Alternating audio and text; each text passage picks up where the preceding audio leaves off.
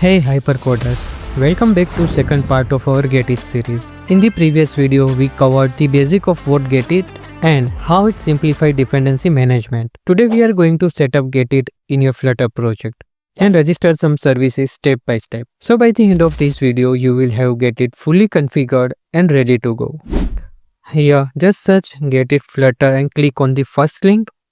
Then go to the installing, copy this code or dependency, or you can use this command line also. Let me paste the dependencies here. By the way, if you want to just read quickly and finish the tutorial, I have written crisp, to the point and very short written tutorial, and I have uploaded that online, and link is in the description. Don't forget to like, share and subscribe if this is helpful. Next, our goal is to create a note-taking app at the end of this series. So we will create a service that fetches the list of nodes. In a real-world application, this data might come from a local database or a remote API service, or via offline first architecture via strategy pattern.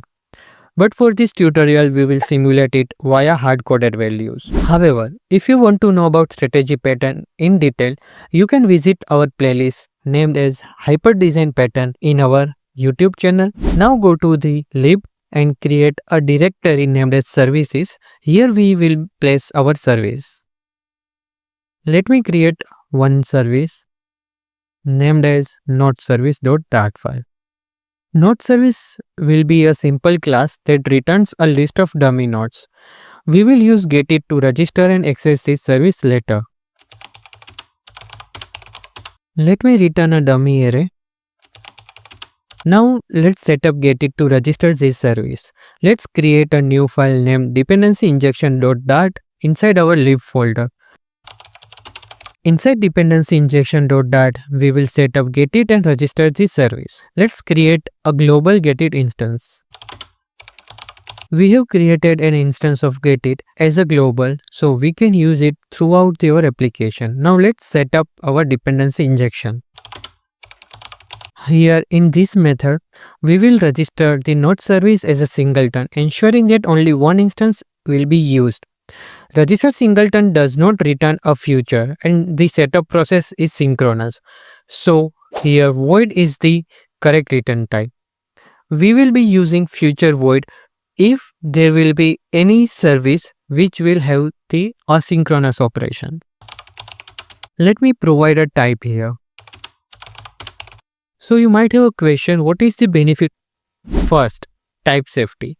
So it ensures that the return instance is one of the correct type, preventing runtime errors. Second, auto-completion. IDs provide better suggestions and auto-completion. Third, readability.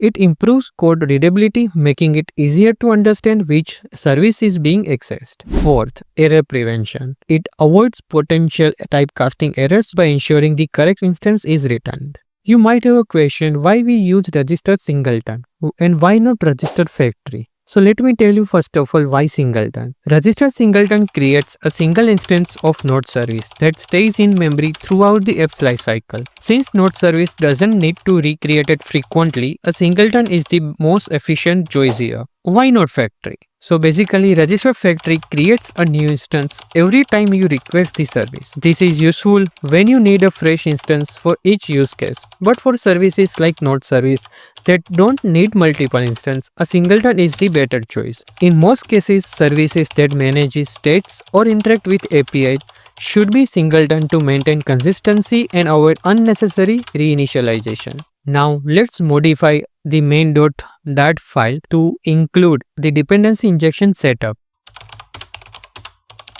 Setup DI is called before running the application to ensure services are registered first. Finally, to access the register services, let's go to lib and create a file named myapp.dart. Let's create stateless widget. Let's return material app here. Here we have created stateless widget myapp. Let's go to main and use that in run app. With service registered, we can now access them anywhere using GetIt. But remember, It's best practice to access service outside of the build method to avoid unnecessary call. Now let's create a node screen that fetches and displays nodes in a list view.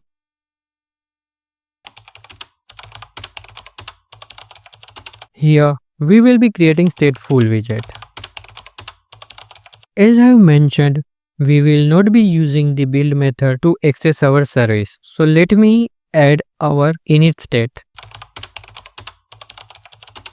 So as you know, we want to access this service and this global instance in our screen here.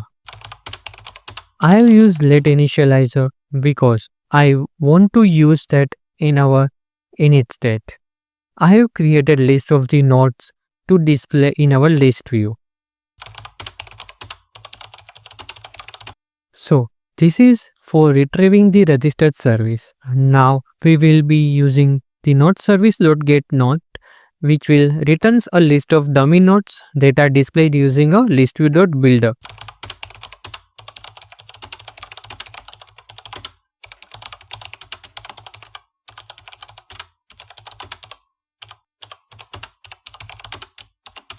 Let's take nodes array and access every element using the index. And we are good to go. Let me run this once. Okay, I forget to give here the page name. Let me run it again.